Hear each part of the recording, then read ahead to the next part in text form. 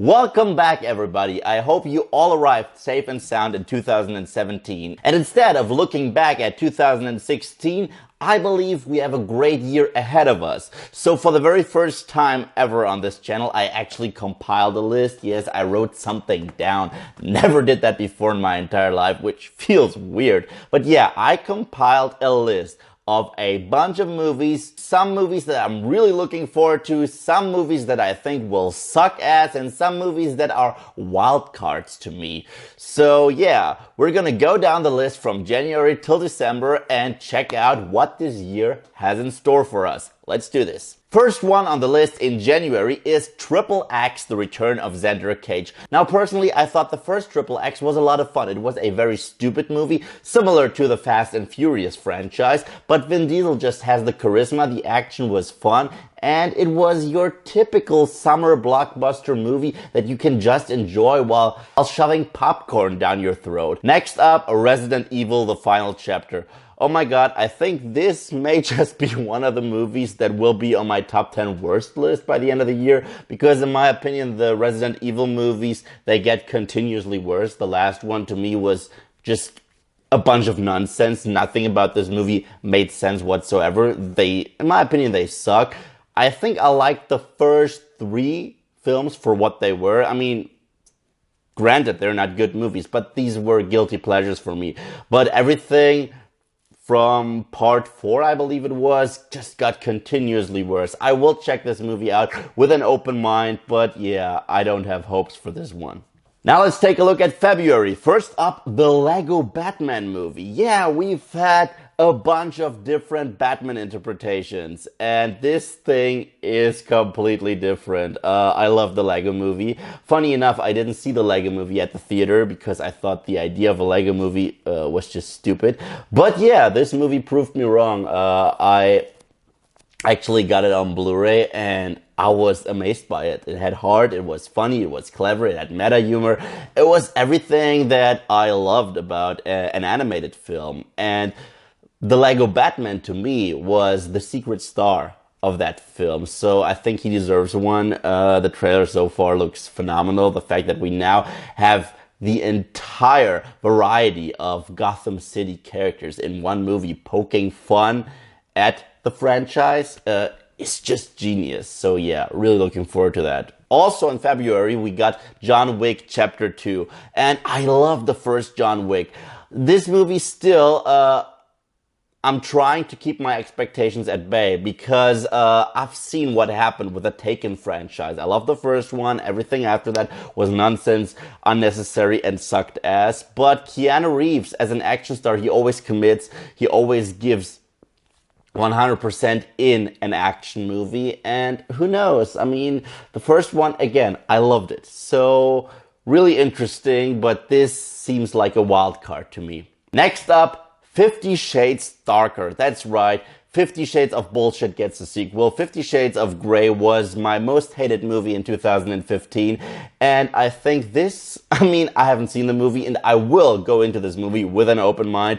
But honest to God, the trailer looks horrendous. The first movie sucked. The books suck. So yeah, I think the movie is going to be a piece of shit. But again, if this movie will surprise me, if this movie turns out to be good, which I really believe it won't, I will be honest about this. I don't intend to trash movies just for the sake of trashing them, but I believe this movie will suck ass. Next up, The Great Wall. This is another wild card for me. I think the trailer looks interesting. The concept looks really cheesy and kind of stupid, but the visuals so far look intriguing. It's pretty much the fictional story behind the Great Wall of China. Yeah, they apparently built that wall to keep out dragons, and now there's a war against these creatures with Matt Damon on the front line. This movie could go either way. It could be an amazing action flick, it could be a massive piece of shit. I don't know, but the trailer actually has some intrigue in it. What do you think of The Great Wall? Let me know.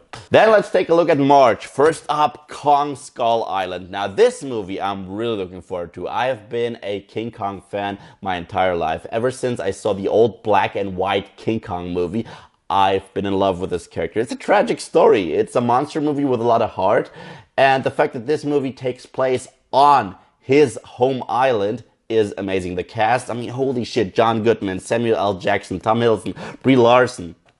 That seems fantastic. The only one I'm sort of worried about is John C. Reilly's character, because he seems too over the top with his humor, and I hope that he is not going to be the Jar Jar Binks of that film. But the fact that this movie takes place in the same universe as Gareth Edwards' Godzilla film makes me really look forward to that, because at some point these two iconic monsters will clash, and that's badass. Also the fact that King Kong is gigantic in this film. I mean, if you take a look at Peter Jackson's King Kong, a movie that I personally loved, but King Kong wasn't as huge. In this movie, he really looks like a god, and that's interesting to me. Really looking forward to it. I love me some monster movies if done right. Next up, and that's the movie that I'm really looking forward to, is Ghost in the Shell. Yeah, the original anime, I can't even remember if I saw it or not. If I saw it, it's been a very long time, but the trailer looks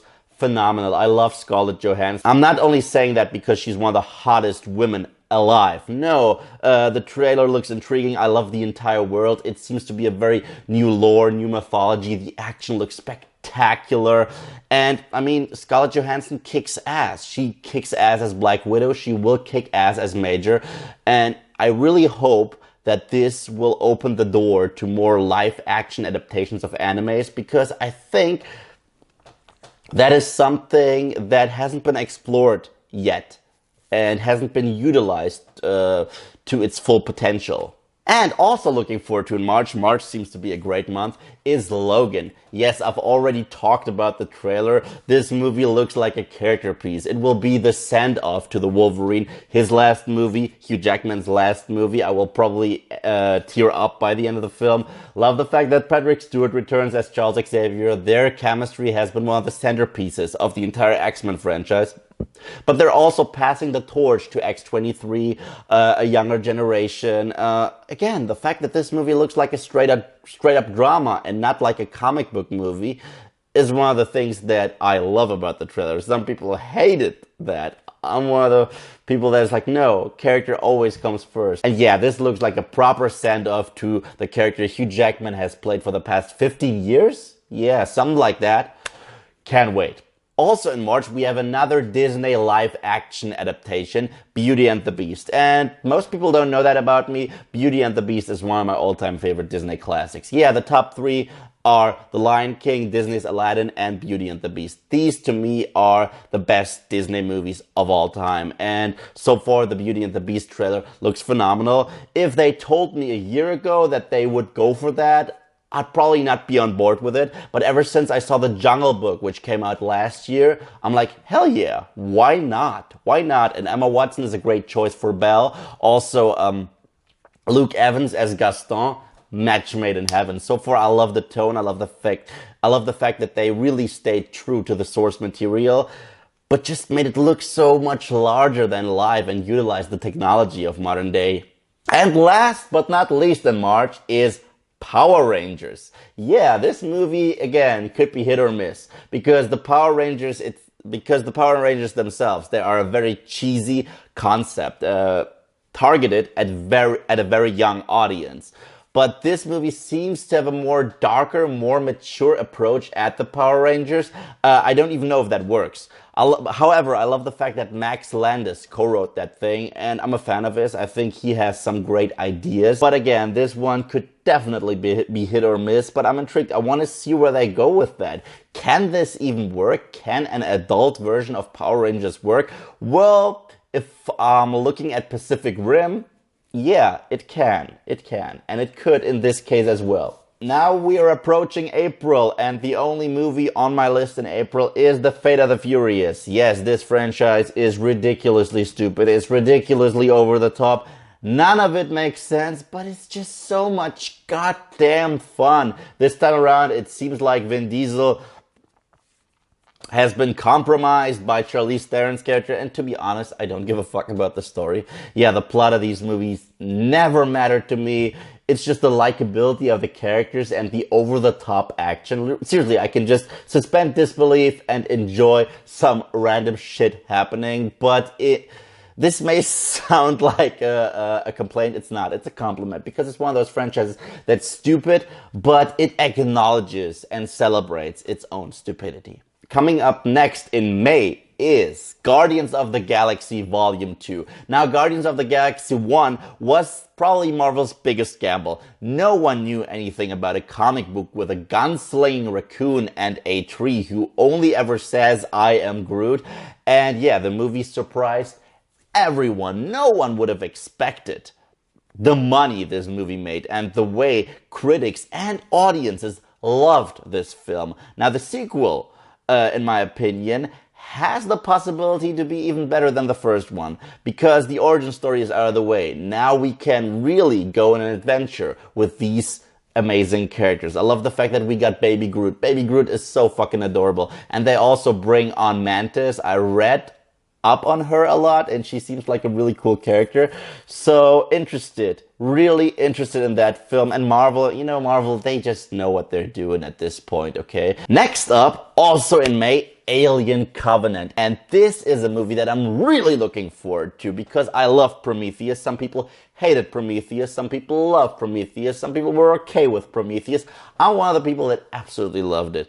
And I have been a hardcore fan of the Alien franchise in general. And leading up to Alien Covenant, I will review every single entry of the Alien franchise. I promise you that. DC is also back in May with Wonder Woman. Personally, this is the coolest trailer that I've seen from the DCEU so far. I know that they haven't really pleased the audience that much lately with Batman v Superman and Suicide Squad, even though I did find some enjoyment in both of these films. But Wonder Woman to me seems like a very focused movie, and this could be their strength because I believe the main issue that people have with DC is the fact that these movies seem very unfocused. They try to jam so much into one film that it just seems over convoluted. This time around, the film takes place in World War I, so it can really focus on Wonder Woman alone. And I think Gal Gadot did a fine job in Batman v Superman: Dawn of Justice. So please, give us a badass Wonder Woman movie. We deserve it. We've never had one. And I think this movie could be surprisingly great.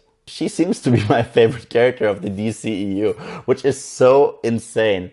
When I first heard that the hot chick from Fast and Furious would be Wonder Woman, I was adamantly against it, but she killed it.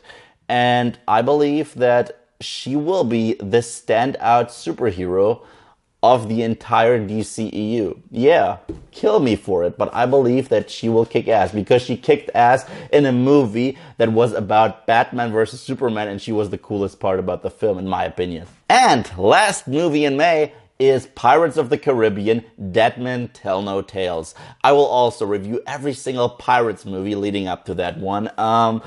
I have a soft spot in my heart for that franchise, even though sometimes they tend to go overboard, no pun intended, but I love the first one and I really like the fourth one. Second and third, not so much, but it's interesting that they're bringing Orlando Bloom back and probably even Keira Knightley. That's not 100% confirmed yet, but Javier Bardem, he's always a great villain, so I will give this movie the benefit of the doubt. And we'll take a look at June. Now, in June, I got 2 movies on my list that I believe will suck ass. First up, Transformers: The Last Knight. And I'm just judging this film based on experience because the Transformers franchise is a franchise that I really cannot stand. The shaky cam, the bland characters, the unlikability of the characters, the over-the-top explosions. Seriously, it's one of the only franchises that can bore you with explosions.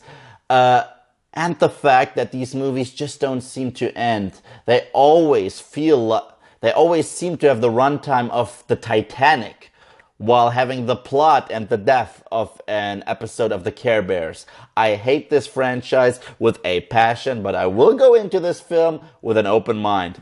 Next up, Cars 3. Why is that happening?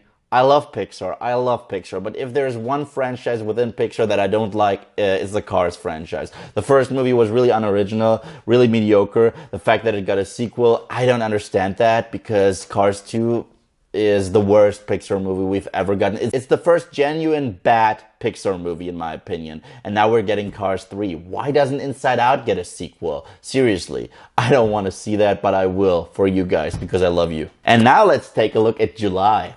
First up, Spider-Man Homecoming. Oh yeah, this trailer looks badass. Tom Holland killed it in Civil War, and I love the fact that this is the first incarnation of a Peter Parker that takes place in the MCU. So we're gonna see Tony Stark. I love the fact that Vulture is the villain and Michael Keaton portraying him. That's just awesome. Also, the whole high school feeling seems a lot more authentic because, you know, Tom Holland is actually a teenager, unlike Tobey Maguire or Andrew Garfield. But I will try to review the previous interpretations of Spider-Man. I don't know if I will make it to review all of them, but I will give it a shot. But definitely looking forward to Homecoming. Definitely. Next up, War for the Planet of the Apes. That is one of my most anticipated movies of the entire year. I love the prequels. So far, Rise of the Planet of the Apes and Dawn of the Planet of the Apes have been, in my opinion, the best entries of the entire Planet of the Apes franchise. They were awesome and they focused on the apes and it worked. They focused on CGI apes and made it badass. The second one felt like a Shakespearean drama. That's how good it is. The quality of this movie is unparalleled. And I will definitely review the first two films within the prequel saga because I believe that these movies deserve their reviews. I hope that the third one will be every bit as awesome as the first two because then we have a solid trilogy, and who knows, maybe this is the last one. Maybe this is the one that sets up the events of the original Charlton Heston classic. That would be awesome. Next up in August, we have another wild card, The Emoji Movie. Yeah, that's right. We've got the Lego Movie. Now we have a film about emojis. I haven't seen the trailer. I've only seen a poster yet. Yeah. I don't know, really silly concept, really stupid concept. Some people may call it a cash grab, but hey, people thought the same thing about the Lego Movie and it turned out to be a masterpiece. So again, I will give this movie the benefit of the doubt. But now let's take a look at September because we got a remake of a horror classic, It. Yeah, the creepy looking clown is back. And when I was a child, I was afraid of that thing. That was probably one of the most iconic and terrifying horror creatures I had ever seen in my entire life. And I'm interested to see what they bring to the remake because so much has changed when it comes to horror filmmaking that I'm really looking forward to it. But again, this could be hit or miss because sometimes horror remakes, yeah, I mean, my buddy Sebastian Vettel Martinez from Sci-Fi Night will probably slap me in the face for looking forward to this one because horror remakes, they tend to suck. But I will give this movie the benefit of the doubt. I want it to be good, but I don't know if it will actually be good. But let's take a look at October. First up, the Justice League. Yeah, DC is back with its second outing in 2017. The trailer so far, in my opinion, looks good. It looks interesting. It looks like DC learned from their previous mistakes. They included a lot of comedic elements. I love the chemistry between Ben Affleck and Gal Gadot. That is actually a very good chemistry. Aquaman, for the very first time, looks badass. For the first time, we get to see Cyborg on the big screen. I'm really interested in this particular character. Also, The Flash. So far, everything we've seen from Ezra Miller looks phenomenal. I hope that they don't fuck this up because I believe if they fuck up the Justice League, then the DCEU is just done. Then we got another installment of the Friday the 13th series. Now, funny enough, I don't even know if it's a sequel. I don't know if it's a reboot. I don't know if it's a sequel to the reboot. No idea. But the fact that Jason is back and I get to see Jason on the big screen again, I mean, I have to check it out. Even though it may probably suck, I have a soft spot for Jason movies. Sometimes they're really horrible. Jason Takes Manhattan. But, I mean, it's Jason slaughtering people.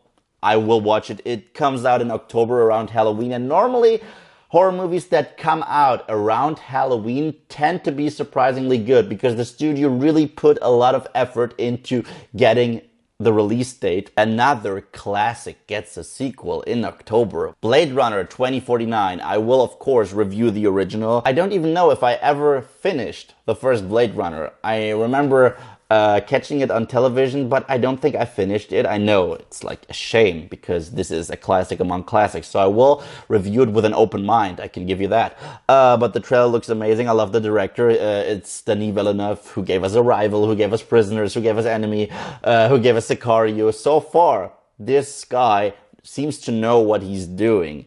And Ryan Gosling as the main character, I think that's never a bad choice because he's a very versatile actor. And I mean, Harrison Ford has proven with Han Solo that he can take on an older iconic version of a beloved character that he used to play. And he proved that with Han Solo. I think he's gonna prove that with Rick Deckard as well. And last movie in October is Kingsman 2. Yeah, the first Kingsman blew me away. I didn't even get to see it in 2015. I caught up on it like 4 months ago, I think. And I loved it. I loved it. This is the new James Bond, in my opinion. It's quirky, it's over the top, it's self-aware, it's bloody and violent as hell, and it's just tons of fun. I will review the first one for you guys because Kingsman is a force to be reckoned with. I don't even know if Matthew Vaughn is directing the sequel, even though I really hope he is because he's so unapologetic about his films. He will go to dark places, he will go to raunchy places because this is just who he is. And I love this about his style. I loved it in the first Kick-Ass. I loved it with X-Men First Class, which is the darkest X-Men movie. And he brought it with the first Kingsman. So please have him direct Kingsman 2. Now let's take a look at November. In November, we got Thor Ragnarok. Now, Thor to me seems like the one Avenger who really did not get to shine yet. His first two adventures, they were cool, they were fun, they were enjoyable Marvel flicks, but nothing about the Thor movies made me go, oh my god, this was terrific. However, Kevin Feige said that Thor Ragnarok will do for the franchise what the Winter Soldier did for Captain America. That's a bold statement because the Winter Soldier blew me away. It's still one of the best comic book movies ever made, and the fact that Thor teams up with the Incredible Hulk and Doctor Strange, and the fact that Loki is in it again, I think we've got a good movie on our hands. And last but not least, let's take a look at December, and there's only one movie that I have to see this December. It's Star Wars Episode 8. Holy shit, when Star Wars The Force Awakens came out, I was like, I can't believe it, it's back. It's back for good. This is how you revive Star Wars after the shitty prequels. They did it with Aces. Last year, they gave us Rogue One, which was also terrific, a war movie within Star Wars. But now I really want to revisit the characters that I got to know in 2015. I want to see how Rey develops even further. I want to see Kylo Ren becoming the bad guy that he is meant to be. I want to see the relationship between Finn and Rey be explored even more. And Poe, he was a great character. But also, I still have a lot of burning questions. I want to know what happened to Luke. Why did he go into hiding? And what's up with Supreme Leader Snoke? I want to know. I want to know all of it. And this will also sadly be the last time we will get to see Princess Leia because Carrie Fisher passed away. So yeah. This is a movie, this is probably my most anticipated movie of the year. Surprise, surprise, the Star Wars fan is back. So yeah, there you have it. This was my first look at 2017. I'm really looking forward to review a lot of stuff for you guys. And let me know, what is your most anticipated movie of 2017? Let me know in the comment section below. And thank you guys, as always, for watching. And if you like what you see here and you want to see more, then just subscribe.